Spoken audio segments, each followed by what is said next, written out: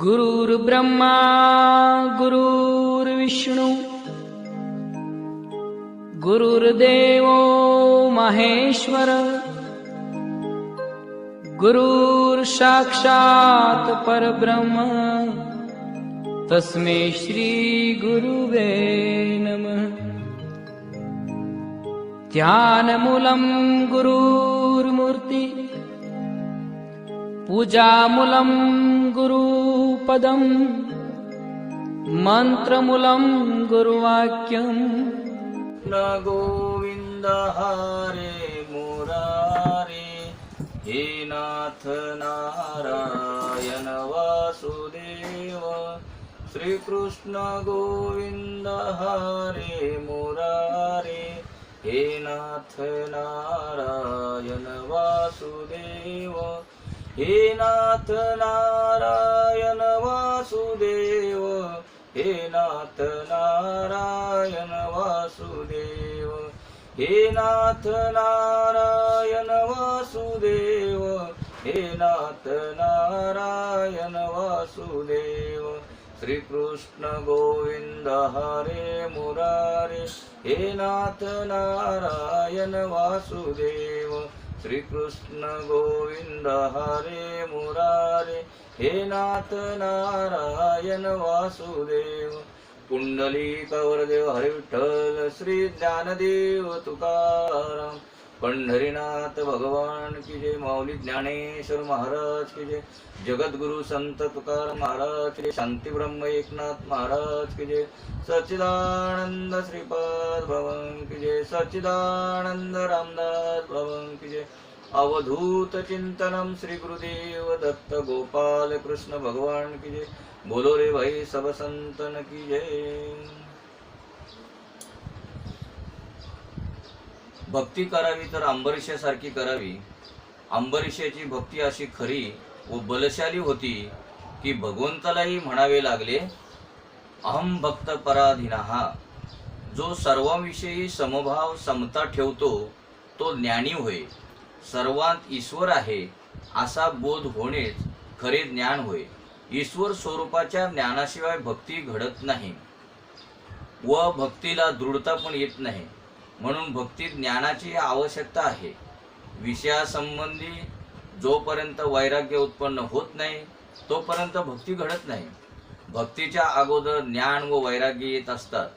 जेथे भक्ती आहे तेथे ज्ञानरूपी सुदर्शन चक्र रक्षण करते। भक्ती सिद्ध होते न होते तोच भक्ताला सर्व शास्त्रांचे ज्ञान प्रगट होत असते। नामाचा महिमा फार मोठा आहे। नाम लिया उन्होंने जान लिया सकल शास्त्र का भेद। बिना नाम नरक में गया पडपड चारो वेद। अंबरीशाने मोठ्या प्रेमाने दुर्वासांना जेवू घातले व क्षमा मागितली। अंबरीश खरा वैष्णव होता। दुर्वासांच्या क्रोधाने तो व्यथित झाला नाही की त्यांच्या प्रशंसेने त्याला धन्यता वाटली नाही। खरा वैष्णव कधीही दुसऱ्याचा दोष पाहत नाहीत तर ते आपलेच दोष वारंवार पाहत असतात। अंबरीशाला आपला जय झाला असे वाटले नाही तर भगवंताचा जय झाला असे वाटले। जो आपण जिंकलो असे मानतो त्याचा अवश्य पराजय होतो जिंकूनही। जरा विचार तर करा। या राजे लोकांचा इतिहासात सांगण्याची शुकाचार्यांना काय गरज होती। पण अंबरीशासारखे राजे शुकाचार्यांना फार प्रिय होते। धन्य राजा अंबरीश। तो घरात राहूनही संन्याशाप्रमाणे जीवन जगतो व शुकाचार्य वनवासी झाल्यानंतरच संन्यासी जीवन जगत आहेत। शुकाचार्यांना वाटत होते की सर्वस्वाचा त्याग करून वनवासी होऊन मी संन्यासी झालो। पण अंबरीश राजा महालात राण्यांच्या सोबत वैभवयुक्त वातावरणात राहूनही संन्यासासारखे जीवन जगत आहेत। मी सर्व संग परित्याग करून भगवंतामागे धावत आहे तर अंबरीश घरात राहून द्वारकाधीशांच्या सोबतीत आहे। निसंशय तो माझ्यापेक्षा श्रेष्ठ आहे। या कारणामुळे मी अंबरीशाचे चरित्र सांगितले। का राजाचे चरित्र त्यांना सांगावं लागलं? बऱ्याच जणांना खरं वेळेला असं वाटतं की ज्ञान घेण्यासाठी संन्यास घ्यावा लागतो, तर तसं नाही, तर घरी राहून सुद्धा ते ज्ञान प्राप्त होऊ शकतं। म्हणून राजांचं चरित्र सांगावं लागलं। की अंबरीश राजा जो होता तो घरी राहूनही संन्यासी जीवन जगत होता, हे त्यांना त्यातून सांगायचं आहे. निसंशय तो माझ्यापेक्षा श्रेष्ठ आहे. या कारणामुळे मी अंबरीषाचे चरित्र सांगितले. ज्ञान भगवंताला बांधू शकत नाही, पण भक्तीने मात्र देव बांधला जातो. ज्ञानी महात्मे ब्रह्मानुभव घेऊ शकतात, पण भगवंताला आपल्या स्वाधीन करू घेऊ शकत नाहीत, परतंत्र करू शकत नाहीत, बांधू शकत नाहीत. म्हणजे ज्ञानी जे आहेत ना, ज्ञानी ते फक्त ब्रह्मानुभव घेऊ शकतात, आणि जे भक्ती करतात ते भगवंताला आपल्या स्वाधीन करून घेऊ शकतात. मनूला इक्ष्वाकू नावाचा पुत्र झाला. त्याच्या वंशात मांधाता झाला. त्या मांधात्याच्या 50 मुलींचा विवाह सौभरी नावाच्या ऋषीशी झाला. सौभरी तपश्चर्या करून सिद्ध झाले. त्यांच्या दर्शनाला अलोट गर्दी जमत असे. अशी गर्दी जमली असता भजनात बाधा उत्पन्न होणे साहजिक आहे. तेव्हा सौभरी ऋषीने विचार करून यमुनेत प्रवेश केला व तेथे ते पाण्यात तप करू लागले. सौभरीच्या मनात एकदा विचार आला की भगवंताच्या मायेचा माझ्यावर काहीही प्रभाव पडू शकत नाही, म्हणून देवाने मायेची रचना केली. सौभरी वारंवार एका मत्स्याच्या जोडप्याचे मैथून पाहिले आणि तशीच सुख भोगण्याची त्यांना इच्छा झाली. म्हणजे त्यांना थोडासा अंतःकरणामध्ये अभिमान झाला. तसं बघायला गेलं तर की त्यांना असं वाटायला लागलं की आता भगवंताच्या मायाचा माझ्यावर काहीही प्रभाव पडणार नाही. तर एक वेळेला त्यांनी मत्स्याच्या जोडप्याचे मैथून पाहिले आणि तसेच सुख भोगण्याची त्यांना इच्छा झाली. 85 वर्षाच्या वृद्धावस्थेत विवाह करण्याचा त्यांनी विचार केला आणि ते राजा मांधात्याकडे आले. राजाने विचार केला की जर कुणी मुलीने त्यांच्याशी विवाह केला तर ती जीवनभर दुःखी राहील, आणि जर विवाह झाला नाही तर हे मुनी मला शाप देतील. तेव्हा राजा ऋषीला म्हणाला, मुने, तुला राजमहालात या तुम्ही, व जी कन्या आपल्याला पसंत येईल तिच्याशी आपण विवाह होईल. भगवान शंकराचार्यांनी म्हटले आहे, अंगम गलितम पलितम मुंडम दशन विहीनम जातम मुतुंडम वृद्धो याति ग्रहीत्वा दंडम तदपि न मुंचत्याशा पिंडम भदगोविंदम भदगोविंदम भदगोविंदम मूढमते. सौभरी ऋषींच्या मनात विवाहाची इच्छा उत्पन्न झाली आणि ते स्वरूप बदलून गेले. ते सिद्ध पुरुष असल्यामुळे सुंदर स्वरूप धारण करून ते राजमहालात पोचले. त्यांचे ते रूप पाहून त्यांच्याशी विवाह करण्यासाठी त्या सर्व कन्या आपापसात झगडू लागल्या. अशी स्थिती पाहिल्यानंतर राजाने सर्व कन्यांचा विवाह त्या ऋषींशी लावला. सौभरी ऋषी आता सुखोपभोग घेऊ लागले. परंतु काही दिवस लोटल्यानंतर ऋषींची विवेक बुद्धी जागृत झाली. त्यांना पश्चाताप झाला. अरे रे, म्हणजे आपल्या अंतःकरणामध्ये थोडासा जरी अभिमान किंवा अहंकार निर्माण झाला तरी त्याचा आपल्याला ते फळ भोगावंच लागतं, हे याच्यातून दिसून येतं. त्यांना आता पश्चाताप झाला. अरे रे, हा केवढा अनर्थ मी करून बसलो. मी तर तपस्वी होतो, पण माशांचे मैथून पाहून माझी मती भ्रष्ट झाली आणि मी विलासी बनलो. जो साधना करू इच्छितो, जो ह्याच जन्मात साध्याची प्राप्ती करू इच्छितो, त्याने कामसुख भोगणाऱ्यांचा संग करू नये. कामसुख भोगणाऱ्यांचा संग ही कुसंगच होय. म्हणजे आपण तर कामसुख भोगूच नये, पण जे कामसुख भोगतात त्यांचाही संग त्यांनी करू नये. ही स्त्री पुरुषांची निंदा नाही, कामाची निंदा आहे. संगाच्या रंगाची ही घटना आहे. म्हणून मोक्षाची इच्छा करणाऱ्याने मैथुन धर्मी स्त्री पुरुषांचा आणि त्यांचाही संग करणाऱ्यांचा संग करू नये. मुमुक्षुः मिथुनव्रती नाम संगम त्यज्यत. स्त्री व स्त्रीचा संग करणारा या दोघांचाही संग साधकाने करू नये. स्त्रीणाम स्त्री संगीनाम संगम त्यज्यत. सौभरी ऋषीने जगाला उपदेश दिला आहे की कामी व विलासी लोकांमध्ये राहून ब्रह्मज्ञानी होणे फार कठीण आहे. म्हणून सत्संग करावा, संतांचा संग करावा सांगितले. मनुष्यांमध्ये राहून मनुष्य होणे सोपे आहे. सत्संग न घडला तरी हरकत नाही, पण कामी पुरुषांचा संग मात्र कधीही करू नये. यानंतर सागर नामक चक्रवर्ती सम्राट झाला. त्याच्या यज्ञाचा घोडा इंद्राने चोरून नेला. त्याची मुले घोड्याचा शोध करू लागली. त्यांनी आपला घोडा कपिल मुनींच्या आश्रमात पाहिला. त्यांना वाटले की ह्या ऋषीनेच आपला घोडा चोरून आणला आहे, त्याला मारा, हा चोर आहे असे म्हणत ते पुत्र ऋषींच्या अंगावर जाऊ लागतात. कपिलाच्या तेजोगनीने ते सर्व जळून भस्म झाले. आणि त्यांच्या शोधात सागराचा नातू अंशुमान निघाला. त्याने कपिल मुनींची स्तुती केली. तेव्हा मनु म्हणाले, हा घोडा तर तुझ्या आज्याच्या यज्ञातला आहे, घेऊन जा. अंशुमाने आपल्या चुलत्यांच्या उद्धाराचा उपाय विचारला असता ऋषी म्हणाले, गंगाजलानेच त्यांचा उद्धार होऊ शकतो. गंगा येथे आली तरच हे जिवंत होऊ शकतील, याशिवाय दुसरा उपाय नाही. गंगेला प्रसन्न करण्यासाठी अंशुमानने त्याचा पुत्र दिलीपाने व दिलीपाचा पुत्र भगीरथाने तप केले. 3 पुरुषांचे पुण्य एकत्र झाले तेव्हाच गंगावतरण झाले. 3-4 जन्मांचे तप पुण्य एकत्र झाल्यानंतरच ज्ञान गंगेचे अवतरण होते. पण आता आपल्याला जर ज्ञान मिळालं असेल तर आपल्या अगोदर आपले किती पाठीमागचे जन्म किती तप करावं लागले असेल. नक्कीच यावरून असं वाटतं की आता जर आपल्याला हे जर ज्ञान मिळालं, खरोखरच म्हणजे वास्तव ज्ञान जर मिळालं असेल तर याच्या पाठीमागचे कितीतरी आपले जन्म तप झालेलं होतं, म्हणून हे आपल्याला हे ज्ञान मिळालं.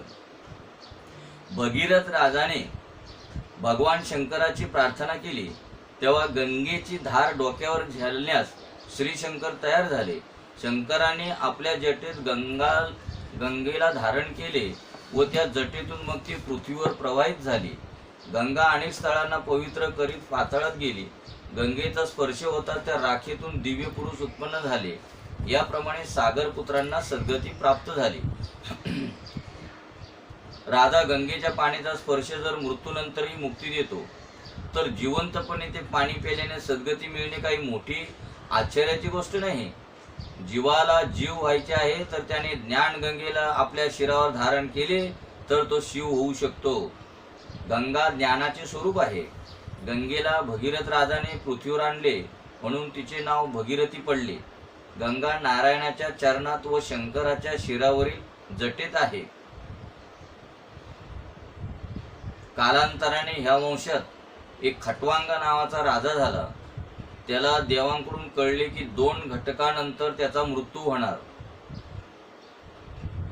1 तास उरला खटवांगरायाशी भाग्यदायशा कैशी प्राप्त झाली. म्हणून त्याने सर्वस्वाचा त्याग करून भगवंताशी आपले मन जोडले. परमेश्वराचे ध्यान करता करता त्याने देहत्याग केला. कुणी? खटवांगराजाने. त्याला सद्गती मिळाली. याप्रमाणे फक्त 2 घटकात एकूण 40 मिनिटात खटवांगाने आत्मकल्याण करून घेतले. खटवांगानंतर दीर्घबाहू राजा झाला व त्यानंतर झाला रघु. रघु राजा महाज्ञानी व उदार होता. शेवटी तर त्याने सर्वस्वाचा त्याग केला. धोतर नेसणे देखील सोडून दिले. त्याची कीर्ती दिगंत पसरली. याच कारणाने सूर्यवंशाचे नाव रघुवंश पडले. रघु राजाने कित्येक यज्ञ याग देखील केले. जो भगवंताचा संबंध सांभाळतो त्याच्या वंशाचा कधी नाश होत नाही. आता ही कथा आपल्याला रामाकडे नेणार आहे म्हणून चाललंय. राजा रघुच्या कुळात अज नामक राजा झाला. म्हणजे रघु राजा जो होता त्यांच्या कुळामध्ये अज नामक राजा झाला. आणि अजानंतर दशरथ नावाचा राजा झाला. दशरथ अयोध्येत राज्य करीत असे. तो पूर्वजन्मी ब्राह्मण होता. ह्या पूर्वजन्मात त्या ब्राह्मणाचा नियम होता की गावाबाहेर मंदिरात प्रतिदिन सहस्त्र तुळशीदल व्हावेत. तो ब्राह्मण वृद्ध होत चालला. 50 वर्षाचा झाला. एकदा जोर आला तेव्हा तो त्या जोराला म्हणाला, तू आलास याला माझी काही हरकत नाही, पण माझे तुळशीदल वाहणे झाल्यावर तू यावे. माझा पूजेचा नियम अभंग राहावा असा संकल्प ऐकताच जोर जळून पळून गेला. तो मंदिरात पूजेसाठी आला तेव्हा तेथे कुणाचा तरी रडण्याचा आवाज आला. त्याने पाहिले तेव्हा तेथे एक पिशाचिनी रडत होती. ती म्हणत होती, पूर्वजन्मात मी दुराचार केला, आपल्या पतीला फार दुःख दिले, म्हणून मला आता या जन्मात पिशाचिनी राहावी लागली. आपण कृपा करून माझा उद्धार करा. ब्राह्मण दयाळू होता. त्याने रोजच्या नियमानुसार म्हणजे दशरथ राजाच्या अगोदरचा जो जन्म होता तो त्यांचा ब्राह्मणाचा होता. त्या ब्राह्मण जन्मातली कथा सांगतायत. त्याने रोजच्या नियमानुसार विष्णू सहस्त्र नामाच्या पाठासोबत तुलसी दल वाहताना देवाची प्रार्थना केली. हे प्रभो, हा पापी जीव व्यथित होत आहे. मी माझे सर्व पुण्य अर्पण करीत आहे. आपण या जीवाचा उद्धार करावा. प्रभू प्रसन्न झाले. ते ब्राह्मणाला म्हणाले, पुढील जन्मात तू दशरथ होशील आणि ही पिशाचिनी कौशल्य होईल. मी पुत्र रूपाने तुमच्या पोटी जन्म घेईन. भगवंत म्हणाले, तू आपले सर्व पुण्य एका जीवाच्या उद्धारार्थ खर्च केले आहेत, म्हणून ते अमाप अनंत झाले आहे. म्हणजे त्यांनी आपलं सर्व पुण्य एका जीवाच्या उद्धारासाठी केलं, म्हणून त्याला काय झालं, अमाप अनंत झाले, म्हणजे डबल टिबल त्याला मिळालं. ब्राह्मणाने तेथेच देह ठेवला. तोच ब्राह्मण आता या जन्मात दशरथ झाला. त्याला 3 राण्या होत्या, कौसल्या, सुमित्रा आणि कैकेयी. कौसल्या धर्मपत्नी होती आणि सुमित्रा व कैकेयी भोगपत्न्या होत्या. 3 राण्या असूनही दशरथाला संतती नव्हती, म्हणून तो वशिष्ठाजवळ गेला. वशिष्ठ म्हणाले, पुत्र कामेष्टी यज्ञ कर. या यज्ञामुळे तुला 4 पुत्र होतील. त्याने पुत्र कामेष्टी यज्ञ केला तेव्हा यज्ञकुंडातून स्वयं अग्निदेव प्रगट झाले.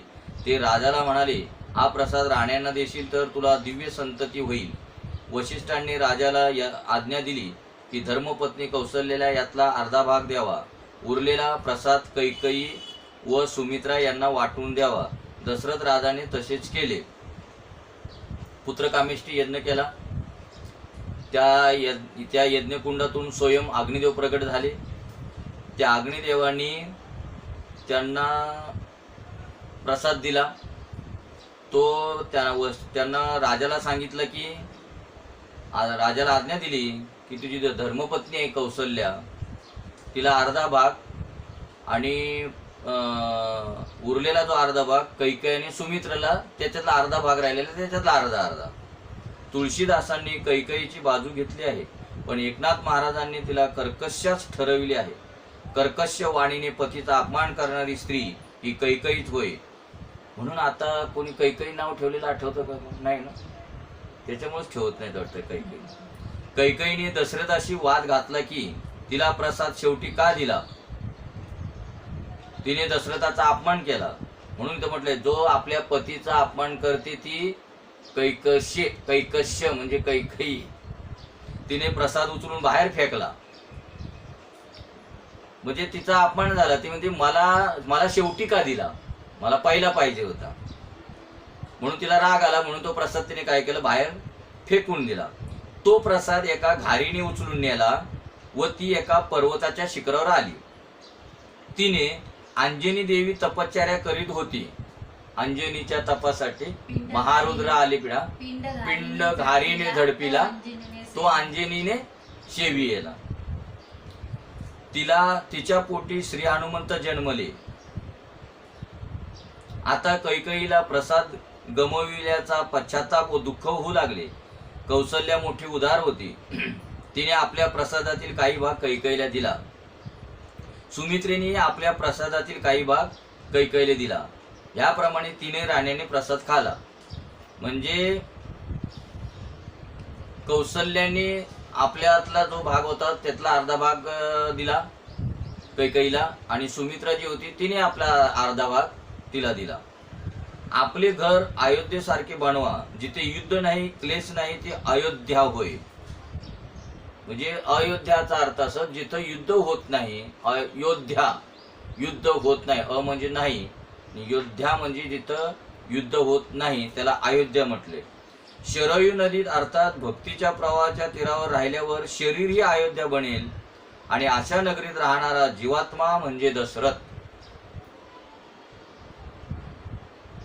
म्हणजे आपल्यामध्ये सुद्धा दशरथ आहे.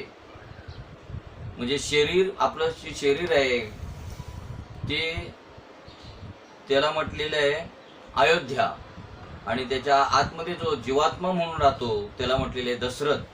10 इंद्रिय रूपी घोड्यांना नियंत्रित करून शरीर रूपी रथाला जो ईश्वराकडे घेऊन जातो तोच दशरथ होय. 10 रूपी इंद्रियांना, इंद्रिय रूपी घोड्यांना नियंत्रित करतो त्याला दशरथ. दश म्हणजे 10 इंद्रिय रूपी घोड्यांना नियंत्रित करतो त्याचं नाव दशरथ. अशा दशरथच्या घरी भगवान पुत्ररूपाने येतात. मग आता पण आपण दशरथ राजाप्रमाणे जर आपण तसं वागलो तर मग आपल्या पोटी कोण येणार आहेत? भगवानच येणार. दशरथ जीवात्मा आहे. बरं, मग आता आपल्या पोटी येत नाहीत का जन्माला? भगवान येत नाहीत का? येतात, पण आपल्याला आपली तेवढी तशी दृष्टी नसते. दशरथ जीवात्मा आहे. ह्या 10 इंद्रियांना जो ताब्यात ठेवून जितेंद्रिय होतो तोच दशरथ होय. पण आपल्याला पण पहिलं दशरथ बनावं लागेल, तेव्हा आपल्याला कळणार की आपल्या पोटी भगवान जन्माला आलेत का मूल जन्माला आले ते, नाही का? म्हणजे प्रथम आपल्याला दशरथ बनावं लागणार आहे, तेव्हा मग कळेल आपल्याला की आपल्या पोटी जन्माला कोण आलेले आहेत.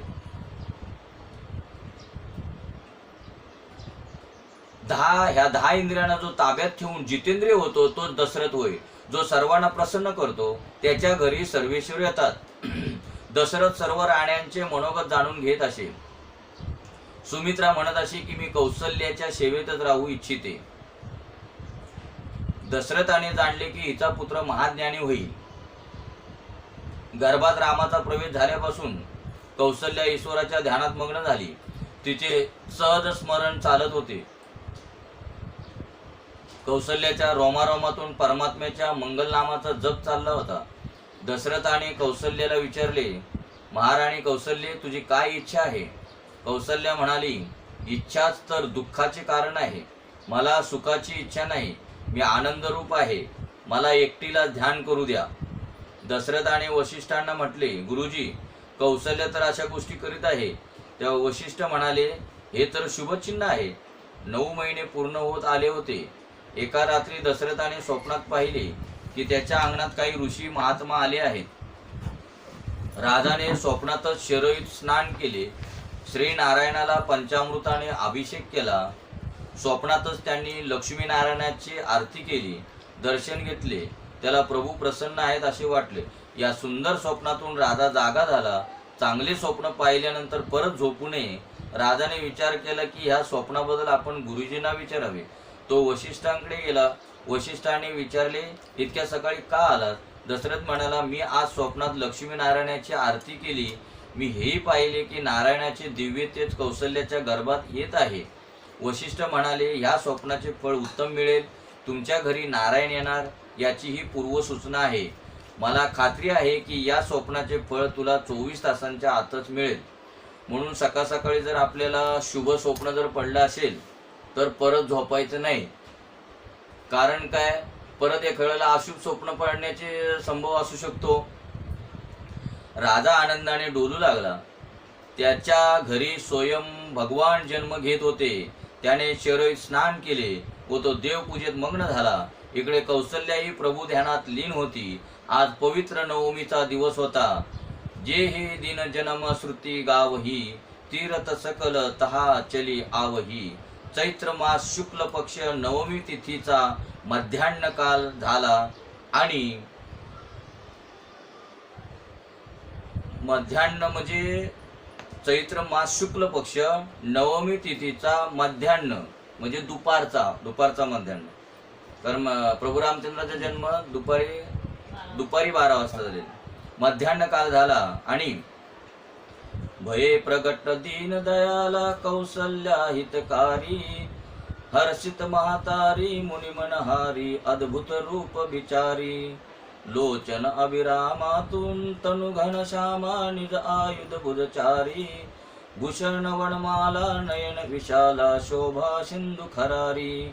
कह दूर कर जोरी स्तुति तोरी केहि विधी कर अनंता.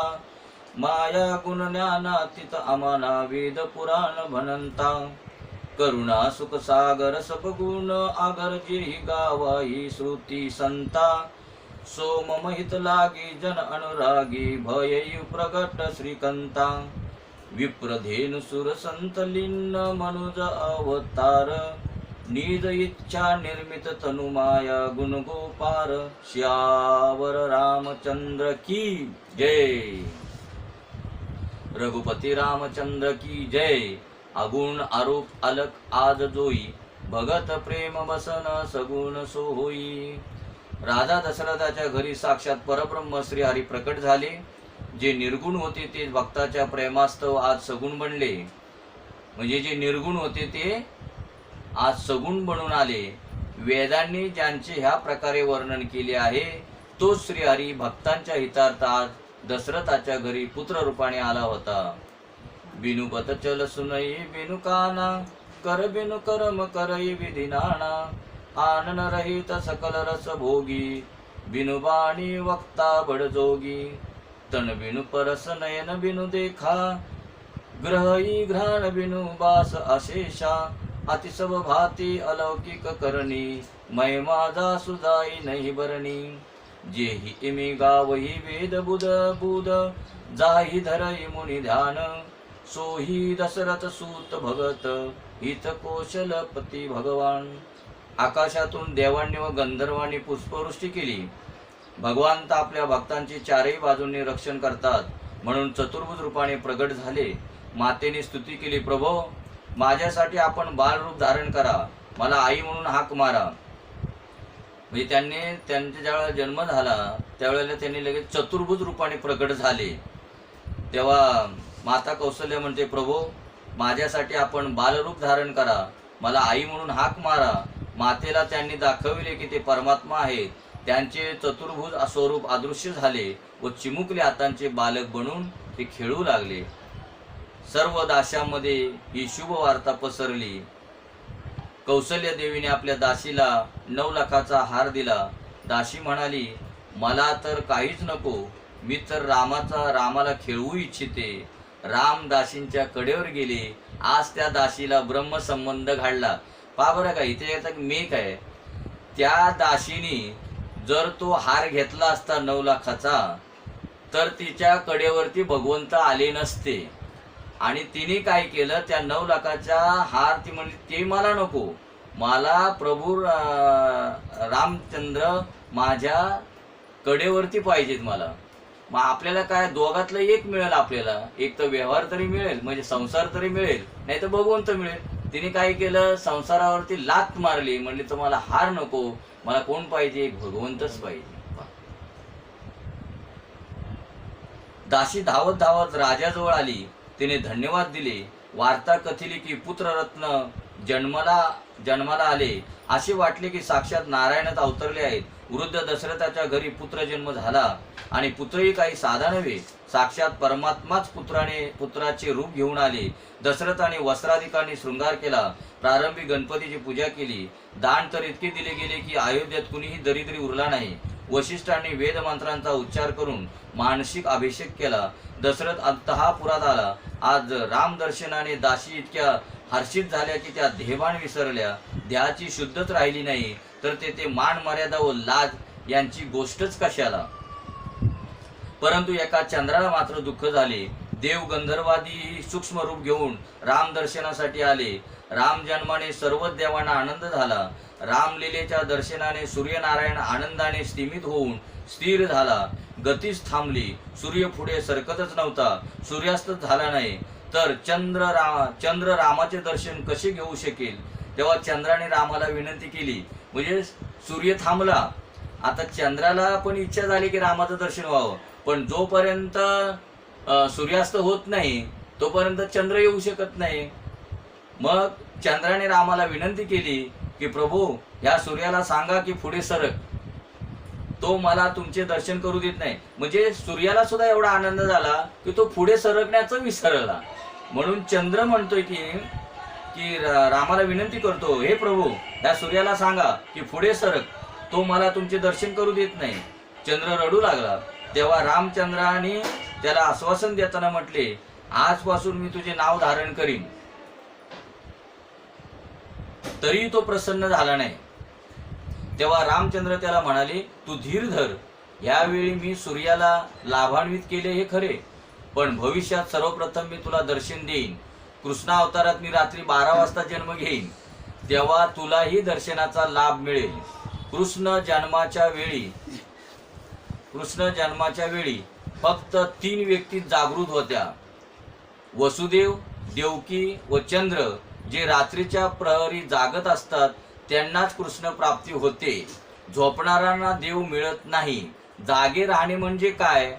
जाणी येत बही जीव जग जागा, जब जब विषय विलास विरागा.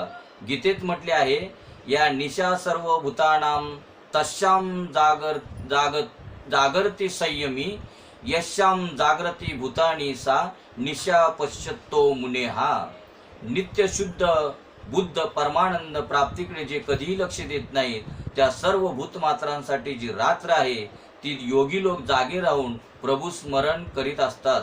प्राणी मात्र ज्या सांसारिक नासवान क्षणिक सुखासाठी सतत जागत असतात ती वास्तविक रात्रच होय, झोपच होय.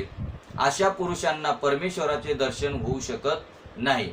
म्हणजे जे सामान्य जीव जे आहेत ते जिथे परमात्मा प्राप्तीसाठी जागे असायला पाहिजे, तिथे ते काय येतात, झोपलेले असतात. आणि आपले साधू संत परमात्मा प्राप्तीसाठी जागे असतात. म्हणून त्या म्हटलेले आहे की जीव जो आहे तो व्यवहारामध्ये असतो, म्हणून त्यांना झोपलेले म्हटलेले आहे. आणि साधू संत जागे असतात, म्हणजे परमात्मा ठिकाणी जागे असतात, म्हणून त्यांना जागे म्हटलेले. दशरथाने बालस्वरूप पाहिले आणि त्याचे हृदय प्रेमाने भरून आले. दशरथाच्या आनंदाचे वर्णन तर सरस्वती देखील करू शकत नाही. पिता पुत्राची दृष्टादृष्ट झाली. राम दशरथाला पाहून हसले. दशरथ रामाला मत चाटू लागला. त्याने वशिष्ठांना वेद मंत्रांचा घोष करण्यास सांगितले. वशिष्ठ म्हणाले, रामाचे दर्शन केल्यानंतर वेद मंत्रच काय, पण मी माझे स्वतःचे नाव देखील विसरून गेलो आहे. मी म्हणू तरी काय? कोण म्हणतात? वशिष्ठ मुनी म्हणतायत. पहा, त्यांचे गुरु. दर्शनात नाम स्वरूपाचा विसर पडला तरी त्या ब्रह्मदर्शनाचाच तो आनंद असतो. तत्र वेदा अवेदा भवंती. ईश्वर दर्शनानंतर वेद देखील विस्मृत होऊन जातात. बघा, ईश्वराचं दर्शन झाल्यावर वेद सुद्धा विसरून जातात. ईश्वराच्या साक्षात्कारानंतर वेदाची काहीच आवश्यकता नाही. प्रभूच्या साक्षात्कारानंतर वेद, जगाचे नाम रूप व आपला मीपणा सर्व काही विसरला. वेद सुद्धा स्वतःला विसरला. म्हणून वशिष्ठ म्हणतात की मी माझे नाव देखील विसरून गेलो. म्हणजे ज्या वेळेला वशिष्ठ मुनी म्हणतात की ज्या वेळेला रामाचं दर्शन झालं, भगवंताचं दर्शन झालं, तेव्हा मी सुद्धा माझं नाव देखील मी विसरून गेलो. म्हणजे असो व्हायचा कोठे आठवची नाही आणि देहीच विदेही भोगू दशा. कौसल्या माता बालक रामाला कडेवर घेऊन बाहेर आली. अयोध्येच्या प्रजेने रामलीलाचे दर्शन घेतले. कुणालाही ताणभुकेची भान नव्हती. मग भगवंताचं दर्शन झाल्यावर ताणभूक हारूनच जाते ना. रामाशिवाय आराम नाही. जीवन मात्राला आरामाची इच्छा आहे. सर्व प्राणी मात्र शांतीचे उपासक आहेत. कधी भंग ना पावणारी शांती सर्वांना हवी असते. रामाच्या मर्यादेचे पालन कराल तर जीवनात खरी शांती मिळेल. म्हणून जोपर्यंत रामाने जसं मर्यादेचं पालन केलं, तसं जीव जोपर्यंत रामाने जे पालन केलं त्या रामाप्रमाणे जोपर्यंत पालन करत नाही तोपर्यंत आपल्याला खरी शांती मिळणार नाही. माणूस रामाची मर्यादा जीवनात उतरवत नाही. म्हणजे काय करायचं, रामाने जसं जीवन जगले तसं आपण ते जीवन आपल्यामध्ये उतरवण्याचा प्रयत्न केला पाहिजे. म्हणून त्याला खरी शांती मिळत नाही. धर्माचे फळ आहे शांती, अधर्माचे फळ अशांती. म्हणजे आपल्यात जर अजून अशांती असेल तर आपल्याला अजून धर्म कळालेला नाही. आणि जर शांती असेल तर मग नंतर धर्म नक्कीच आपल्यामध्ये उतरलेला आहे. धर्माची मर्यादा पालन न केली तर शांती मिळत नाही. स्त्री पुरुषांनी आपापल्या मर्यादेने राहिले पाहिजे. मानव जेव्हा मर्यादेचे उल्लंघन करतो तेव्हा अशांती फैलावतो. मग आता ज्याच्या त्याने आपण विचार की आपल्याला अजून शांती मिळाली नाही, म्हणजे याचा अर्थ आपण धर्माचं पालन केलेलं नाही, धर्माचं उल्लंघन करतो, म्हणजेच अशांती आहे. धर्म मर्यादेशिवाय ज्ञान, भक्ती किंवा त्याग सफल होऊ शकत नाही. म्हणजे जरी ज्ञान झालं असलं, जरी तो किती भक्ती करत असला, पण जोपर्यंत धर्माचं मर्यादा नसेल तर मात्र त्याला ती शांती मिळणार नाही. आजकाल कथा कीर्तनावर मंदिरात लोकांची गर्दी वाढत आहे. असे वाटते की ज्ञान व भक्ती वाढली आहे, असे असूनही शांती तर कुणालाही मिळत नाही. याचे हेच कारण आहे की लोक मर्यादेचे पालन करीत नाहीत. म्हणजे जोपर्यंत मर्यादेचं पालन केलं जात नाही तोपर्यंत ज्ञान किती मिळालं, भक्ती जरी करत असला, काही जरी करत असला तरीही आपल्याला ती शांती मिळणार नाही. लोक आज धर्माला विसरले आहेत. धर्माशिवाय शांती नाही. धर्माची मर्यादा कधीही तोडू नये. धर्म पालनाशिवाय ज्ञान व भक्ती व्यर्थ होत. चंद्र, सूर्य, समुद्र कधीही आपल्याला मर्यादेचे उल्लंघन करीत नाहीत. सूर्य टायमाला उगवतो, म्हणजे वेळेमध्ये उगवतो आणि वेळेमध्ये त्याचा अस्त होतो. तो कधी म्हणतो का नाही ना बाबा आता मला जरा थोडंसं आज मी उशिराने जाणार आहे बरं का, असं कधी म्हणतो का? नाही. तो आपल्या वेळेमध्ये येणार आणि वेळेमध्येच जाणार. चंद्र सुद्धा वेळेमध्ये येणार आणि वेळेमध्ये जाणार. चंद्र, सूर्य, समुद्र कधी उल्लंघन करतो का? नाही. म्हणजे मर्यादेचं उल्लंघन करत नाही. चंद्र, सूर्य, समुद्र कधी आपल्या मर्यादेचे उल्लंघन करीत नाहीत. थोडा बहुत पैसा, अधिकार किंवा मान मिळाला की लोक स्वतःला सम्राट समजतात. मला जाब विचारणारा, प्रतिबंध करणारा जगात कोण आहे? म्हणजे मला जाब विचारणारा, मला प्रतिबंध करणारा असं कोण आहे? अशी त्यांची समजूत असते. तुम्हाला देवाने ज्ञान दिले आहे धर्म मर्यादेच्या पालनासाठी, उल्लंघनासाठी नाही. म्हणजे जे ज्ञान दिलंय ना आपल्याला, ते आपल्याला धर्माचं पालन करण्यासाठी दिलेले आहे, धर्माचं उल्लंघन करण्यासाठी नाही. रघुनाथ मर्यादा पुरुषोत्तम असून सर्व सद्गुणांचे भांडार आहेत. आता प्रभू रामचंद्र हे मर्यादा पुरुषोत्तम असून सद्गुणांचे भांडार आहेत.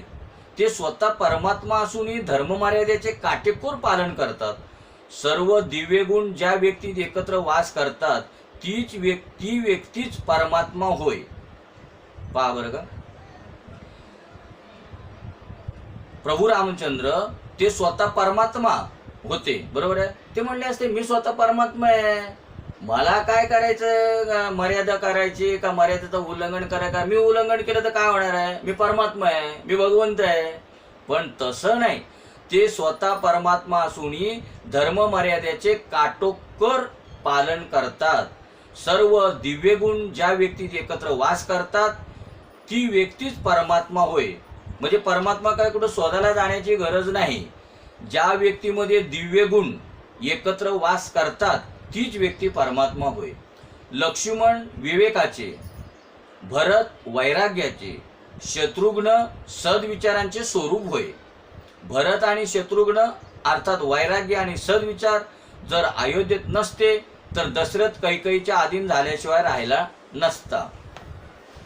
गंध फुलांनी रामाची पूजा करणे ही चांगली गोष्ट आहे, पण त्यांच्या मर्यादेचे पालन करणे ही त्यांची सर्वोत्तम पूजा होय. म्हणजे गंध फुलांनी रामाची पूजा करणे ठीक आहे, योग्य आहे, पण त्याही पेक्षा रामांच्या मर्यादेचे पालन करणे ही त्यांची सर्वोत्तम पूजा होय.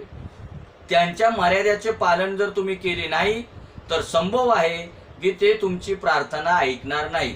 म्हणजे त्यांचं असं म्हणणं आहे, एक वेळ तुम्ही गंध फुलांनी जरी पूजा नाही केली तरी हरकत नाही, पण मात्र त्यांच्या मर्यादांचं पालन करणं हे अत्यंत गरजेचं आहे. भगवंताची आज्ञा पालन करणे हीच त्यांची सर्वोत्तम पूजा होय. मग आता बघा, आपण ज्या टायमाला सद्गुरूला शरण जातो त्यावेळेला आपल्याला सद्गुरू सांगतात की पालन करायला. काय पालन करायला सांगतात? तुम्हाला रोज 1 तास चिंतन करावं लागेल. मग आपण करतो का? आपण त्यांचं ऐकतो का? म्हणजे ज्याचं मर्यादेचं उल्लंघन. मग जर आपण 1 तास जर त्यांचं ऐकलं, त्यांनी जर आपण 1 तास जर चिंतन केलं तर नक्कीच प्रभूची भेट होणार आहे. मग आपल्याला अजून प्रभूची भेट का होत नाही? याचा अर्थ आपण काय करतो? आपण सद्गुरूच्या मर्यादेचं उल्लंघन करतो. असे जर न केले तर भगवंत म्हणतील की माझे सांगणे तुला जर पटत नाही मग तुझी पूजा मी कशी स्वीकारू? तू जर माझं ऐकत नाहीस तर मी तुझी पूजा कशी काय स्वीकारू? पहा, प्रभू रामचंद्रांचे जीवन तर इतके पवित्र आहे की केवळ त्याच्या स्मरणानेच आम्ही पवित्र होतो. वर्तन रावणासारखे असेल व जप रामाचा केला तरी अशा नाम जपाचे फळ कधीही मिळू शकत नाही. पहा बरं का. परत वर्तन रावणासारखे असले म्हणजे आपण जे वर्तन करतो रोजचं जे वागतो ते जर रावणासारखं असेल आणि जप तोंडाने रामाचा करतो तरी अशा नाम जपाचे फळ कधी मिळू शकत नाही. रामासारखे वर्तन व राम नामाचा जप असेल तरच कुंडातून अमृत पाझरेल. रामाचा एक एक गुण आपल्या जीवनात उतरवण्याचा प्रयत्न करणे हीच रामाची सर्वोत्तम पूजा होय. श्रीरामचंद्रांचा अवतार केवळ राक्षसांचा संहार करण्यासाठी झाला नाही तर माणसांसमोर आदर्श ठेवण्यासाठी झाला होता. म्हणून येथ वडील जे जे करीती तया नाम धर्म ठेवीती, म्हणजे जे वडील माणसं जे करतात तेच आपण पाठीमागच्याने करायचं. म्हणून जाणत्या माणसांचा आदर्श आपण ठेवला पाहिजे, पण जाणती माणसं तशी असली पाहिजे. राक्षसांना मारण्यासाठी नव्हे तर मानवाला आदर्श मानव धर्म समजावण्यासाठी त्यांचा अवतार होतो. जगाला मानव धर्माचा उपदेश करण्यासाठी ते भूतलावर अवतरले. कवी वाल्मिकींनी रामासाठी उपमान शोधले पण एकही मिळाले नाही. रामासारखे रामच होत. माणसाची श्रद्धा कुणाही देवावर व देवतेवर असो तो विष्णूचीच पूजा करो व शंकराची पूजा करो, पण त्याचे वर्तन मात्र प्रभू रामचंद्रासारखेच असावे. म्हणजे पूजा कोणाची करू द्या पण वर्तन मात्र रामचंद्रासारखं असलं पाहिजे. ज्याचा व्यवहार रामासारखा असेल त्याचीच भक्ती सफल होईल. कृष्णाच्या लीला अनुकरणासाठी नव्हे तर श्रवण तन्मय होण्यासाठी आहे. गोकुळातील लीलेत पुष्टी आहे तर द्वारकेतील लीलेत मर्यादा आहे. असे नाही की रामाच्या अमुक लीला अनुकरणीय आहेत व अमुक लीला चिंतनीय आहेत. त्यांच्या तर सर्वच लीला अनुकरणीय आहेत. ते सर्वच गुणांचे भांडार आहेत. ते प्रत्येक स्त्रीला माते समान मानत होते. कोणत्याही स्त्रीला त्यांनी काम भावनेने पाहिले नाही. माणूस एका बाजूने पुण्य करीत असतो पण दुसऱ्या बाजूने तो पापही करीत असतो. म्हणून म्हणतात नाण्याला दोन बाजू असतात. परिणामता त्याच्या पदरात काहीच पडत नाही. पहा, माणूस एका बाजूने पुण्य करत असतो पण दुसऱ्या बाजूने पुण्य करतो ना, म्हणून त्याच्या पदरात काहीच पडत नाही. मग आपण एखाद्याला म्हणतो मी एवढं करतो, मी देवासाठी एवढं करतो, मी एवढं पुण्य करतो. अरे पण तू एकच बाजू बघतोय, दुसऱ्या बाजूने तिकडे पाप करतोय ते कुठं बघतो. मग कसं काय देव तुला प्रसन्न होणार आहे. राम आई वडिलांची आज्ञा नित्य मानत असत. कधीही स्वच्छंदी बनू नका. ते नेहमी दशरथ कौशल्याला वंदन करीत असत. आजकालची प्रजा आपल्या आई वडिलांना नमस्कार करण्यास लाजते. धिक्कार असो या अशा तुमच्या शिक्षणाला की जो तुम्हाला माता पित्यांना वंदन करण्यास प्रतिबंध करते. वडिलांची धन संपत्ती घेण्यास तुम्हाला काही लाज वाटत नाही आणि त्यांना वंदन करण्यास संकोच वाटतो, लाज वाटते. माता पिता तर लक्ष्मीनारायणाचे स्वरूप होत, त्यांना वंदन करा. रघुनाथाची उदारता आणि दीनवत्सलता जगात आजोड आहे. रामचंद्रांसारखा राजा पूर्वी कधी झाला नाही व पुढे कधी होणार नाही. ऐसो करो क उदार जग माही, बिन सेवा जो द्रवे दिन परस राम सरिस कोई नाही. जो गती योग विराग जतन करी नाही, पावत मुनी ज्ञानी. सो गती देत गदी शबरी कह, प्रभुन बहुत जिय जानी. तुलसीदास सब भांति सकल, सुख जो चाहसी मन मेरो. तऊ भजू राम काम सब पूर्ण, करही कृपा निधी तेरो. श्रीरामात सर्वच गुण एकत्र आले आहेत. त्यांनी एक पत्नीव्रताचे पालन केले. वडीलधाऱ्यात जे जे चांगले असेल ते सर्व त्यांनी आपल्या जीवनात उतरविले. त्यांनी दशरथापासून सर्व काही ग्रहण केले पण बहुपत्नीत्व मात्र घेतले नाही. माणूस जर स्त्रीच्या ठाईच कामभाव ठेवील आणि धर्मानुकूल कामभोग घेईल तर तो ग्रस्ताश्रमी असूनही ब्रह्मचारी समजावा. कामाला व्यापक होऊ देऊ नये. त्याला एका पात्रात संकुचित करून ठेवावे. ह्या उद्देशानेच तर विवाहाचे आयोजन केले गेले आहे. कामाला एकाच पात्राच्या ठाई स्थिर करून त्याचा नाश करावा. निर्दोष तर केवळ ईश्वरच आहे. गुरुत एखादा दोष असणे संभवनीय आहे पण गुरुच्या दोषांचे अनुकरण करू नये. म्हणजे एखाद्या वेळेला आपल्या गुरूंकडे एखादा दोष असू शकतो पण त्या गुरूंच्या दोषांचा मात्र आपण अनुकरण करू नये. त्या दोषांकडे कानाडोळा करावा. राम कुण्या परस्त्रीकडे व सीता कुण्या परपुरुषाकडे पाहत नसे, ही शास्त्राची मर्यादा आहे. अशा मर्यादेच्या पालनाने जीवन शुद्ध होते. रामाने एक पत्नीव्रताचे व सीतेने एक पतिव्रताचे पालन केले. ईश्वराने घालून दिलेला धर्म यशोदेचे जो पालन करतो तोच खरा मनुष्य होय. वाल्मिकी रामायणाच्या सुंदर कांडातील प्रसंग आहे. हनुमंत सीतेला भेटण्यासाठी अशोकवनात आले होते. तेथून परत जाताना ती सीतामातेला म्हणाली, ठीक आहे, आता मी जात आहे. सीता म्हणाली, चांगले झाले की तू मला भेटण्यासाठी आलास, पण तू गेल्यानंतर या राक्षसीने मला त्रास देतील. हनुमंत उत्तरला, माते, तू जर आज्ञा देशील तर मी आत्ताच तुला खांद्यावर बसवून श्रीरामाजवळ घेऊन चालतो. मी रामाचा दूत आहे, मला कुणी मारू शकत नाही. सीता म्हणाली, नाही, असे होऊ शकत नाही. तू मला माझ्या मुलासारखा आहेस, बाल ब्रह्मचारी आहेस, पवित्र आहेस, तरी देखील तू पुरुष आहेस व मी स्त्री आहे. मला परपुरुषाचा स्पर्श वर्ज्य आहे. परपुरुषाच्या स्पर्शाने पतिव्रतेच्या पातिव्रत्याचा भंग होतो. मी तुझ्या खांद्यावर बसून गेले तर लोक काय म्हणतील. तरीही 2 वेळा आगळी परीक्षा द्यावी लागली त्या बाकीच्या मूर्खामुळे. राम तर सरळ आहेतच, पण सीतेची सरळता अलौकिक आहे. रामाची मातृपितृ भक्ती अलौकिक आहे. त्यांचे बंधुप्रेमी अलौकिक आहे. वडील मंडळींचे मन कधी दुखू नये. कैकेयीने जेव्हा रामाला वनवास दिला तेव्हा रामाने तिला वंदन करून म्हटले, माते, माझा बंधू भरत जर राजा होत असेल तर 14 वर्षच काय, जन्मभर मी वनवासात राहण्यास मी तयार आहे. हा तर तू माझ्या बाजूनेच कौल दिला आहे. भरतापेक्षा तुझे माझ्यावरच अधिक प्रेम आहे. मला ऋषीमुनींचा सहवास लाभावा म्हणूनच तू मला हा वनवास दिला आहेस. माझ्या कल्याणासाठीच तू मला आज वनात पाठवित आहेस. बघा, आता आजच्या काळामध्ये जर एखाद्या आईने जर म्हटले, मुलाला जर बोलली की तुला माझ्या लहान मुलासाठी तुला वनवास भोगावा लागेल आणि माझ्या मुलाला मी राज्यावर बसवील, तर आज काय परिस्थिती झाली असती. त्यांनी असा प्रभू रामचंद्रासारखा विचार केला असता का. ते उलट म्हणाले की जे माझ्या मनात होतं ते तू केलंस, बरं झालं. उलट मला, मी जर वनवासात गेलो तर मला तिथे साधू संतांची भेट होईल, म्हणजे उलट हे निमित्त झालं. फार चांगलं केलंस तू. हे पहा, अयोध्यात रघुनाथ प्रकट झाले. लक्ष्मण, भरत व शत्रुघ्न यांचाही जन्म तेथेच झाला. 4ही बालक कौशल्याच्या अंगणात खेळू लागले व दिन प्रतिदिन वाढू लागले. रामचंद्र खेळातही आपल्या लहान भावांना त्रास देत नसत. ते नेहमी आपल्या लहान भावांना जिंकण्याची संधी देत असत.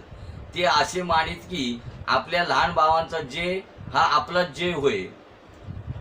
जर ते हारतील तर त्यांना दुःख होईल, म्हणून ते स्वतःच पराभव स्वीकारित असत.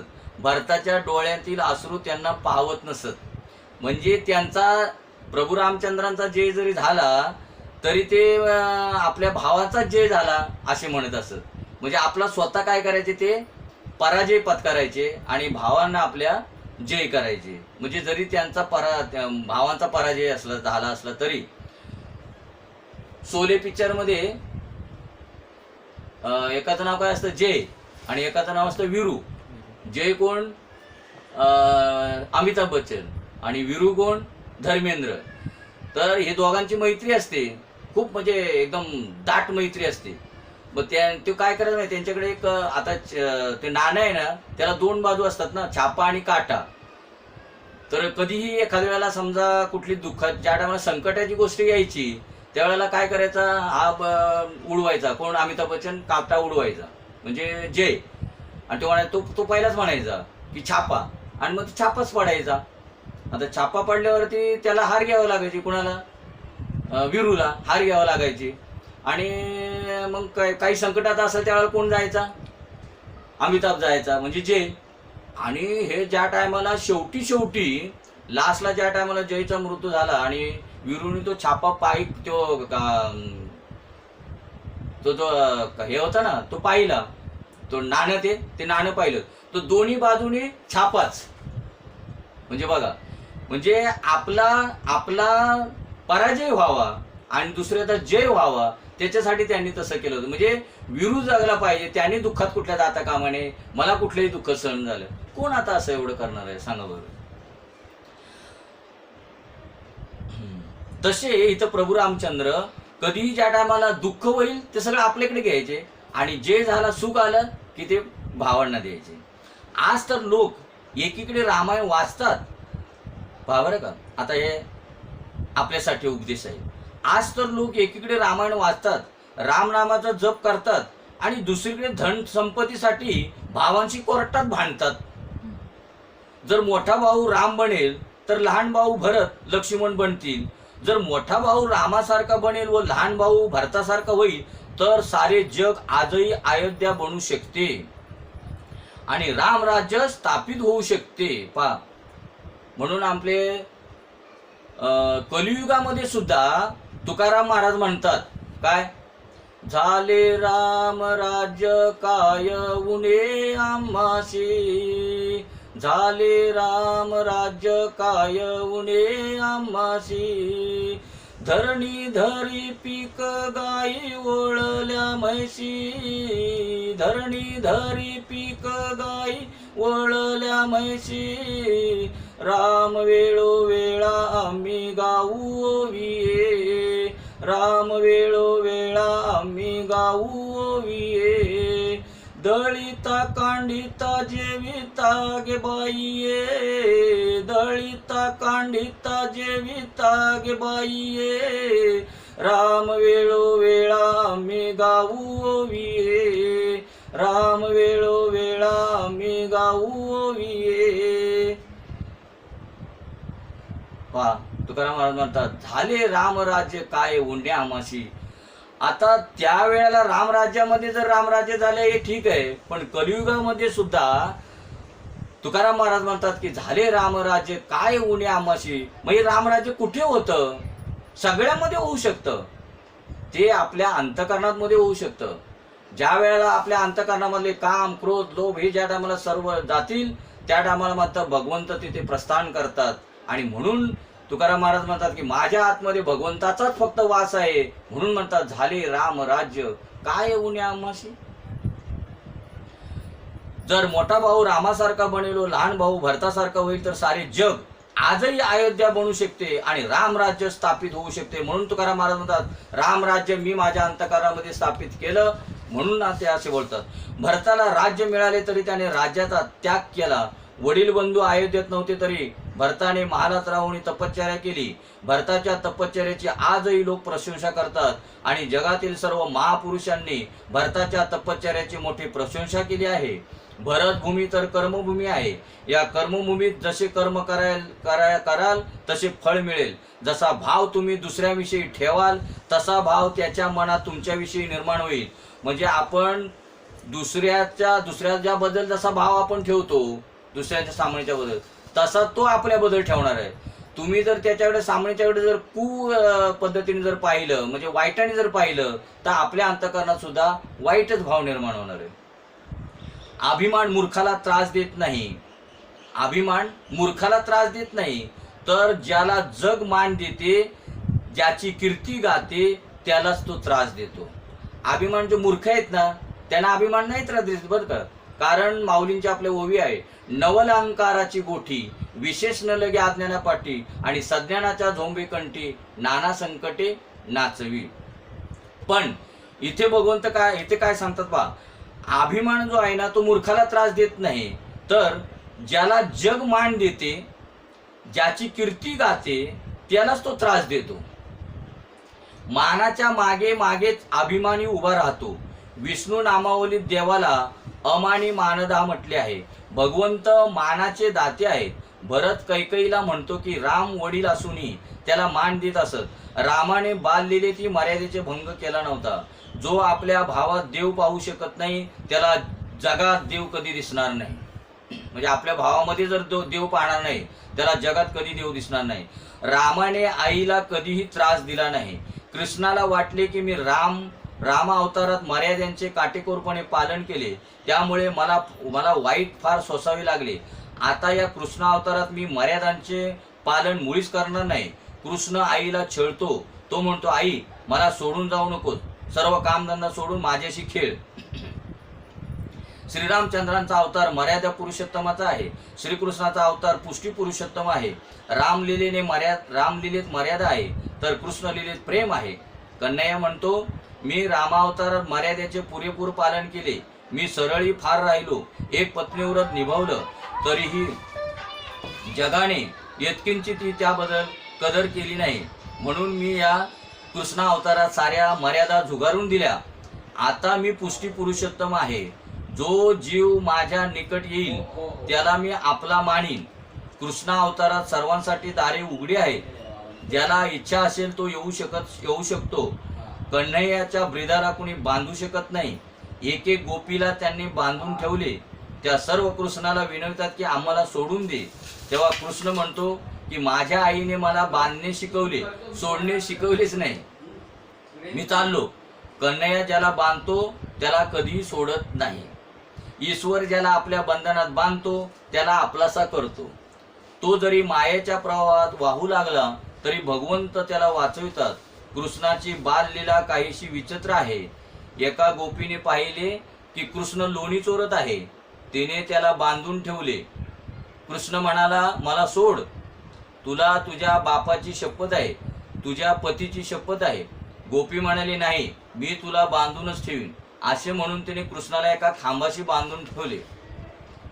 गोपीने कृष्णाला विचारले, तुला काही त्रास तर होत नाही ना? कृष्ण रडण्याचे सोंग करून म्हणाला, फारच त्रास होत आहे.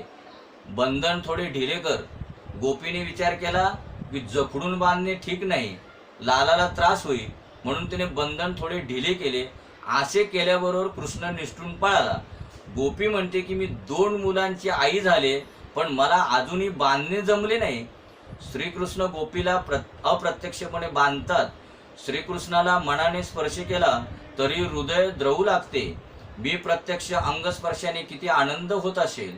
या विचाराने गोपीला ब्रह्मसंबंध घडला. ती कृष्णाला म्हणाली, मला सोडून दे.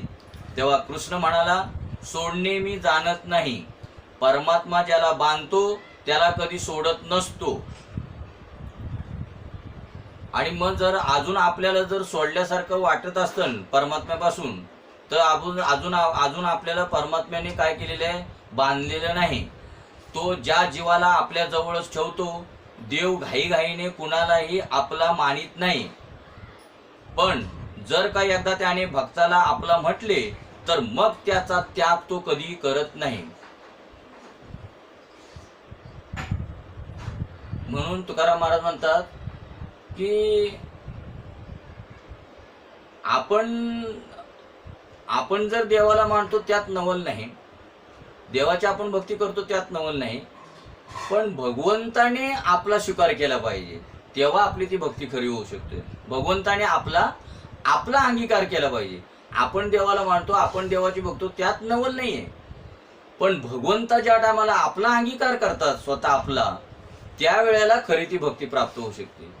जीव स्वार्थी आहे. तो एखाद्याला आपला म्हणूनही नंतर सोडून देतो. स्वार्थाच्या समाप्तीबरोबर तो संबंध तोडून टाकतो.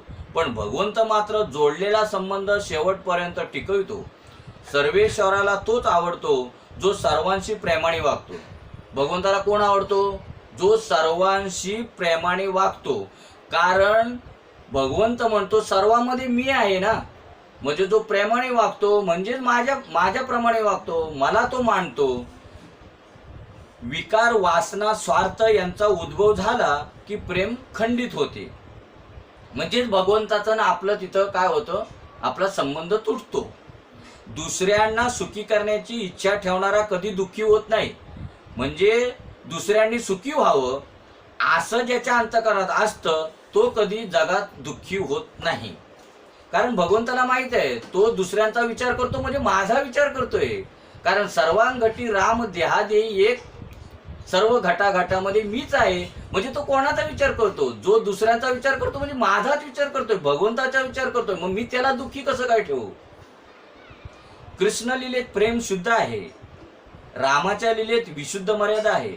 जो रामाच्या मर्यादेचे पालन करतो तोच कृष्णाला समजू शकतो. लाला कधी सरळ उभा राहत नाही.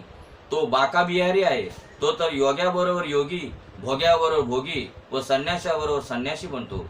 श्रीकृष्ण म्हणाले की जग मिथ्या आहे. सोन्याची द्वारका देखील बुडाली. ज्यांनी लंगोटीचा देखील त्याग केला आहे असे शुकाचारी कृष्ण प्रेमात पागल होऊन जातात. श्रीकृष्णाची बाललीला अशी दिव्य आहे की तिचे वर्णन करता करता शुकाचार्यांच्या डोळ्यांतून घळघळ अश्रू वाहू लागतात व ते पागल होऊन जातात. महायोगी हसतच नाहीत म्हणून त्यांना रडण्याचा प्रसंग येत नाही. श्रीकृष्ण भोगी नाहीत तर योगी आहेत. भक्तीत दुराग्रह ठेवू नका. राम कमी आहेत असे कधी मानू नका. कृष्ण आणि राम हे दोन्ही अवतार परिपूर्ण आहेत.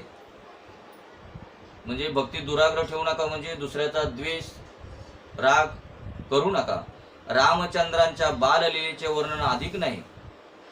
ते वशिष्ठांच्या आश्रमात विद्यार्जनासाठी गेले होते. संसार मायामय आहे. या मायेत आल्यानंतर भगवंतालाही गुरुची आवश्यकता असते. सद्गुरूच्या कृपेशिवाय मन नेहमीसाठी पवित्र होत नाही. देह धारण केल्यानंतर भगवंतालाही आपल्या स्वरूपाचा विसर पडतो आणि म्हणून सद्गुरूची आवश्यकता असते. म्हणून रामाने आणि कृष्णाने जरी मनुष्य देह धारण केलेले असले तरी ते स्वतःच्या स्वरूपाला विसरू शकतात. म्हणून त्यांना गुरूंची आवश्यकता लागली. श्रीराम साक्षात परमात्मा आहेत. त्यांना मायेचा स्पर्शही होत नाही. तरीही जगाला शिकवण्यासाठी ते गुरुजवळ विद्याभ्यासासाठी गेले. गुरुची सेवाही केली. विद्याभ्यास पूर्ण केला. श्रीराम 16 वर्षांचे झाले तेव्हा यात्रा करण्यात गेले. यात्रा केल्याने त्यांना वैराग्य प्राप्त झाले. ते वैराग्य दूर करण्यास वशिष्ठांनी रामाला जो उपदेश केला त्याला योग वासिष्ठ म्हणतात. याचे पहिले प्रकरण वैराग्यासंबंधी आहे. हे प्रकरण सर्वांनी पाहावे. यात वशिष्ठ म्हणतात वैराग्याला आतच ठेवावे. प्रारब्ध भोगलेच पाहिजे. ते भोगताना नवे प्रारब्ध उत्पन्न न होईल याची दक्षता घेतली पाहिजे. म्हणजे ते म्हणतात प्रारब्ध कोणालाही चुकणार नाही. ते भोगावंच लागणार, भले दुःखाचा असो या सुखाचा असो. पण वैराग्य मात्र ते पाहिजे. वनातही संसार सोबत येतो. संसार बाधक नाही, पण घरातील वस्तूंची आसक्ती मात्र बाधक आहे. संसार कधी कोणाला बाधक नाही, पण घरामध्ये ज्या वस्तू असतात त्या बाधक आहेत. रामा, तू जरी राजमहालाचा त्याग केलास तरी तुला झोपडीची जरुरी लागेलच. कारण प्रभू रामचंद्रांनी वशिष्ठांकडून हे ऐकलं की प्रारब्ध भोगलीच पाहिजे, पण ते भोगताना नवे प्रारब्ध उत्पन्न न होईल याची दक्षता घेतली पाहिजे. तेव्हा प्रभू रामचंद्रांच्या मनात आलं असेल की मग जर त्यापेक्षा आपण जर राज्याचा त्यागच जर केला तर, आणि आपण जर समजा वैरागीच बनलो तर. म्हणून वशिष्ठ मुनी त्यांना सांगतात, पहा रामा, तू जरी राजमहालाचा त्याग केलास तरी तुला झोपडीची जरुरी लागेलच. म्हणजे तू इथून जरी समजा राजमहालाचा त्याग केलास तर कुठेतरी वनामध्ये गेलास तरी तिथे तुला झोपडीची गरज लागणारच आहे. सुंदर वस्त्रे सोडून देशील तरी लंगोटी नेसावीच लागेल. म्हणजे त्याग कसा नेमका, कशाचा त्याग करायचा आहे. पक्वानांचे भोजन सोडले तरी कंदमुळे खावीच लागतील. म्हणून राज्याचा त्याग करण्याची जरुरी नाही, सोडणेच आहे तर काम, क्रोध, लोभ, मोह, मत्सर, वासना इत्यादी सोडा. वैराग्य अंतरात असायला हवे. जगाला दाखवण्यासाठी नव्हे, साधू होण्याची नव्हे. म्हणजे जे आपल्याला जे वैराग्य पाहिजे, पण वैराग्य जगाला दाखवण्यासाठी नाही. मग आता कोण कोण वैराग्य लोक जगाला दाखवतात, मी साधू झालो. मग साधूची काहीतरी साधूची लक्षणं असावी, साधूचा पेहराव नसावा. पण आपलं उलट आहे, आपण साधूचा पेहराव करतो आणि म्हणतो मी साधू झालो. तसा नाही. मग तुकाराम महाराज म्हणतात की जर असे वरून जर समजे कपडे परिधान करून जर साधू होता आला असतं तर कुत्र्याचा रंग सुद्धा भगवा असतो. भगवे तरी स्वान सहज वेश त्याचा, तेथे अनुभवाचा काय पंथ. म्हणजे स्वान जे आहे, म्हणजे कुत्र जे आहे त्याचा तर ओरिजिनलच भगवा का कलर आहे, म्हणून काय तो साधू होऊ शकतो का. म्हणून वरवर कपडे बदली केले म्हणजे तो साधू नाही. कोणाचं संभाषण चाललंय, वशिष्ठ मुनी आणि प्रभू रामचंद्रांचं. तर वैराग्य नक्कीच पाहिजे, पण जगाला दाखवण्यासाठी नव्हे, साधू होण्याची नव्हे, सरळ होण्याची आवश्यकता आहे. साधू होण्याची गरज नाही कोणाला, सरळ होण्याची गरज आहे. म्हणजे सरळ वागण्याची, सरळ बोलण्याची, सरळ चालण्याची ह्याची गरज आहे. साधू होण्याची गरज नाही. ते आतून म्हणायचं, बाहेर दाखवण्यासाठी नाही. भजनासाठी भोजन आहे असे मानले तर भोजन साधन म्हटले जाते. भोजन जे आहे आपण करतो ते भजन. आपण जे जेवतो ते कशासाठी? आपल्याला जो देह आहे तो कशासाठी आहे? भोजनासाठी आहे का भजनासाठी आहे? देवे देह दिला भोजना गोमटा की भजना गोमटा? भजना गोमटा, भजनासाठी दिलेला आहे, भोजनासाठी नाही. भजनासाठी भोजन आहे असे मानले तर भोजन साधन म्हटले जाते. केवळ भोजनासाठी भोजन बाधक ठरते.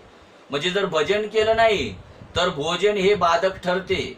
सुखी व्हायचे असेल तर म्हणा, जे होईल ते हो, तेच आवडो, तेच मनाला रुचो, भगवंत ठेवील त्या स्थितीतच मी राहीन, ठेविले अनंते तैसेची राहावे.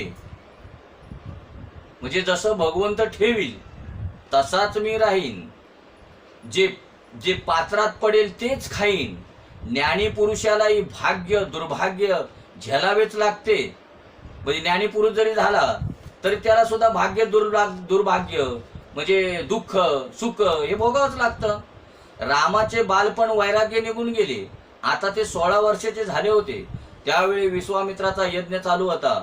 त्यात मारीच इत्यादी राक्षस विघ्न आणीत असत. विश्वामित्राला वाटले की रामचंद्रच माझ्या यज्ञाचे रक्षण करू शकतील. अयोध्येला जाऊन लक्ष्मणाला घेऊन यावे. भागवतात रामचरित्राचा आरंभ याच प्रसंगाने केला गेला आहे. विश्वामित्र अयोध्येत आले, शरयूत स्नान केले. नंतर राजा दशरथाच्या राजसभेत आले. दशरथाने स्वागत करून नमन केले व विचारले, माझ्या पूर्वजांच्या पुण्यप्रतापाने आपणासारखे ऋषी माझ्या घरी आले, मी आपली काय सेवा करू? ज्या वेळेला कुठल्याही ऋषींचं आपल्या घरामध्ये आगमन होतं तेव्हा समजून जायचं की आपल्या पूर्वजांच्या पुण्यप्रताप आहे. विश्वामित्राने आशीर्वाद देताना म्हटले, राजा, माझ्या यज्ञात राक्षस विघ्न आणतायत, पण बऱ्याच जणांना असं वाटतं की माझ्या पुण्याईनच माझ्या घरामध्ये आपले सद्गुरू किंवा आपले ऋषीमुनी जे येतात ते आपल्याच पुण्याईन नाही, त्याला कोणाची ना कोणातरी पुण्याईची जोड असावी लागते, तेव्हा ते येतात आपल्या घरात. म्हणून राम व लक्ष्मण यांना माझ्यासोबत पाठव. विश्वामित्राच्या या अशा मागणीने राजा घाबरला. दशरथ म्हणाला, मुनिवर, आपली मागणी ठीक वाटत नाही. ही मुलं मला वृद्धावस्थेत झाली आहेत. मला संततीची आशाच नव्हती, पण आपल्या सर्वांच्या आशीर्वादाने मला 4 आपदे झाली. मला ही सर्वच मुलं प्रिय आहेत, पण त्यातल्या त्यात राम मला सर्वाधिक प्रिय आहे. रामा वाचून मी राहूच शकत नाही. तसंच जगातला प्रत्येक जीव रामा वाचून राहू शकतच नाही. त्याला माझ्या डोळ्यांसमोर दूर करू नका. मी आपल्याला काय सांगू? राम मला दिवसातून 2दा साष्टांग प्रणाम करतो, माझ्या प्रत्येक आज्ञेचे पालन करतो. असा पुत्र आजपर्यंत कधी झाला नाही व पुढे होणार नाही. लहान भावावर त्याचे अलौकिक प्रेम आहे. तो फार भोळा आहे, मर्यादांचे पूर्ण पालन करतो. रामाची प्रशंसा करता करता राजाचे हृदय भरून आले. पाण्या वाचून मासोळी कदाचित जगू शकेल, पण रामा वाचून दशरथ जिवंत राहू शकत नाही. तो पुन्हा म्हणाला, गुरुजी, मी आपल्याला खरेच सांगत आहे की राम माझ्यापासून दूर गेला की माझे प्राण निघून जातील. आपण मागाल तर मी आपले सारे राज्य आपणाला देईन. माझे प्राण हे आपणाला देण्याला तयार आहे, पण रामाला मात्र माझ्यापासून दूर नेऊ नका. असे विश्वामित्राला कोण सांगतात? दशरथ सांगतात. ज्या वेळेला विश्वामित्रांनी रामाची मागणी केली तेव्हा दशरथ राजा त्यांना सांगतात, राम देत नाही बनई गुसाई. मी माझ्या रामा वाचून एक क्षण जिवंत राहू शकत नाही. मी माझ्या रामा वाचून एक क्षण जिवंत राहू शकत नाही. तुकाराम महाराज असं काय म्हणतात ना, जीवना वेगळी मासोळी, जीवना वेगळी मासोळी, जीवना वेगळी मासोळी, जीवना वेगळी मासोळी. तैसा तू का तळमळी, तैसा तू का तळमळी, तैसा तू का तळमळी, तैसा तू का तळमळी. तैसे झाले माझ्या जीवा, तैसे झाले माझ्या जीवा, तैसे झाले माझ्या जीवा, तैसे झाले माझ्या जीवा. पा तुकाराम महाराज म्हणतात, जीवना वेगळी मासोळी तैसा तुका तळमळी. तसं दशरथ राजा म्हणतात की प्रभू रामचंद्र तसे आहेत माझ्यासाठी. जर त्यांना माझ्यापासून जर तुम्ही वेगळं केलं तर माझी अशी अवस्था होईल. मी प्राण देऊ शकतो, राम नाही. देह प्राण ते प्रिय कछुना, सो मुनी देऊ निमिष एक माही. जगामध्ये दशरथासारखा पिता झाला नाही व रामासारखा पुत्र झाला नाही. राम जेव्हा वनात गेले तेव्हा दशरथाने आपल्या शेवटच्या श्वासापर्यंत रामाचेच नाव घेतले. त्याने शेवटपर्यंत कौशल्याला वारंवार विचारले, माझा राम कुठे आहे, माझा राम कुठे आहे, मला माझ्या रामाजवळ घेऊन चला. मी रामा वाचून जगू शकत नाही. आणि राम वनात गेला तर दशरथाचे प्राण निघून गेले. रामायणातील एक एक पात्र दिव्य आहे. भरतासारखा कोणी थोर मनाचा बंधू झाला नाही. सीतेसारखी कोणी पतिव्रता स्त्री झाली नाही.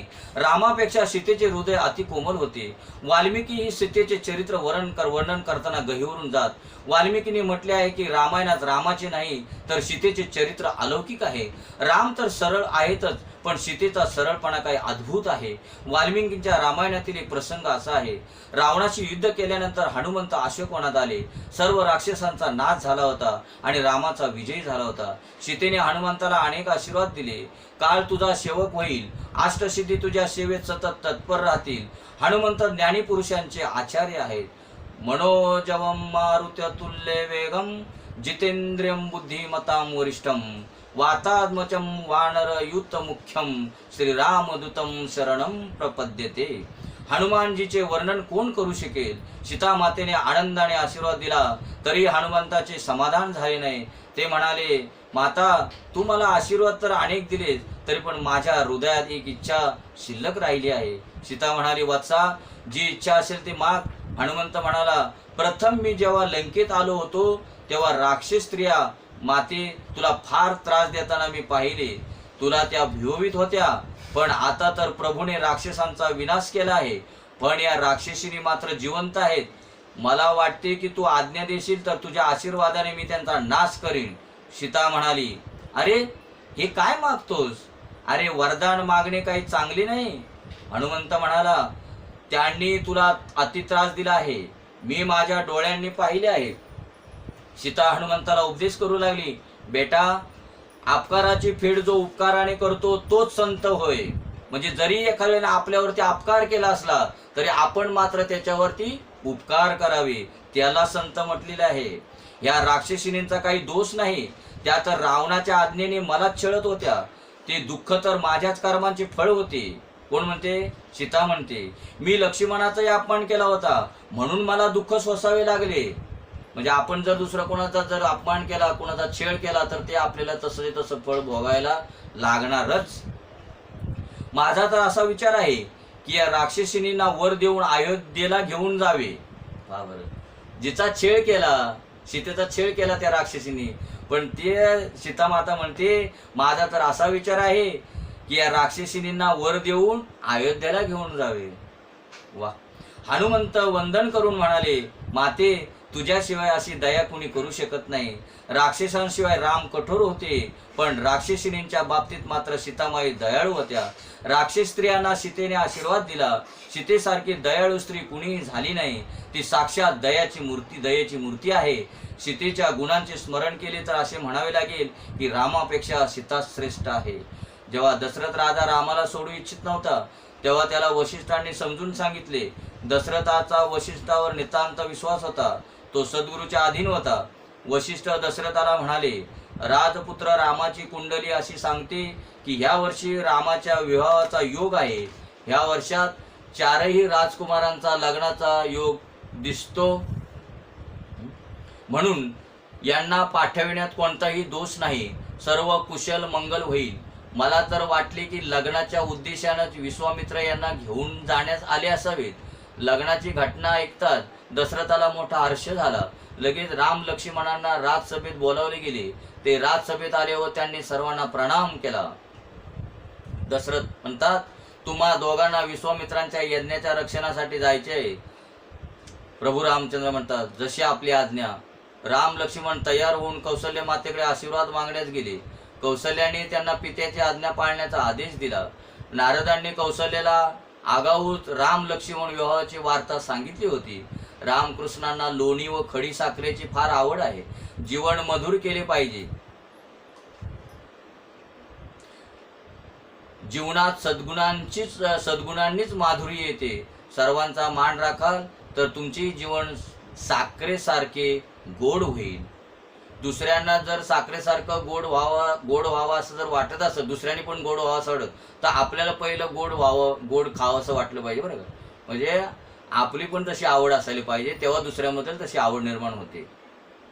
काही लोक म्हणतात ह्यांना लय गोड लागतंय, ह्यांना लय गोड लागतं. ते तुम्हाला कसं कळणार ह्यांना लय गोड लागतं? ते त्यांची दुसऱ्यांची गोडी त्याच्यात आलेली असते म्हणून त्यांना गोड लागतं. सर्वांना मान देणे उत्तम असते. दुसऱ्यांना मान देण्याने आणि जीवनात संयम वाढवण्याने, पहा बरं का, इस पॉइंट को नोट किया जाए.